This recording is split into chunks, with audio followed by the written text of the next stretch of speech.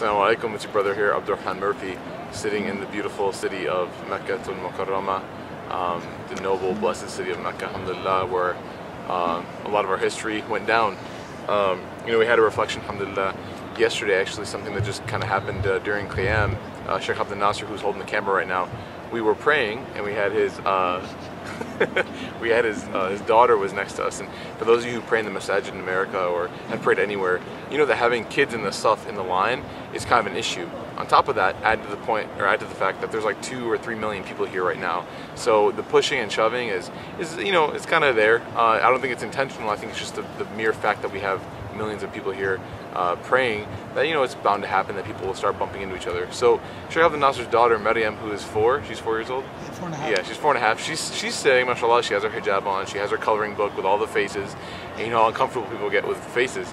So she's sitting, she's coloring, she's enjoying herself. She's just listening to the Quran. Sheikh Sudais is reciting and just listening to the Quran. He's tearing it up. Sorry, he was tearing it up. I'm more of a fan of Maher Markley. Anyways, so Sheikh Sudais is mashallah doing his thing, and she's listening, and she's heard him before on audio recording, so it's a really nice experience for her. We were praying over there behind those 3 domes, and she's just kind of chilling, right? And in between 2 of the rak'ah for Qiyam, because they pray 10 total rak'ah Qiyam here, the brother next to Sheikh Abdel Nasser, who's wearing the full white turban, ghatra, big long beard, thobe, right? The kind of, I guess, pictorial image of someone that you would consider very religious and very staunch. Someone that if you saw him in the masjid in America, you wouldn't even want to look at him twice because he might just burn you. He does something really interesting. So Maryam is just kind of chilling. Sheikh Abdel Nasser started his prayer. I was getting up to start my prayer and join the salah with them. And Maryam's coloring, and he takes a 5 riyal bill. Forget the fact that it's worth like 78 cents. He takes a 5 riyal bill, and which you can buy like drinks with here. You can buy like mango juice and things like that. He like taps her on the head with it, and then he hides it. And she looks around, she looks up at me, and she's like, you're not generous, you wouldn't donate, right? So she looks up at me, she's like, why'd you touch me? And I said, no, it wasn't me, it was the uncle, it was Ammu. And she's like, huh. So she looks back down, she starts coloring, and he takes the riyals and he drops it on her lap.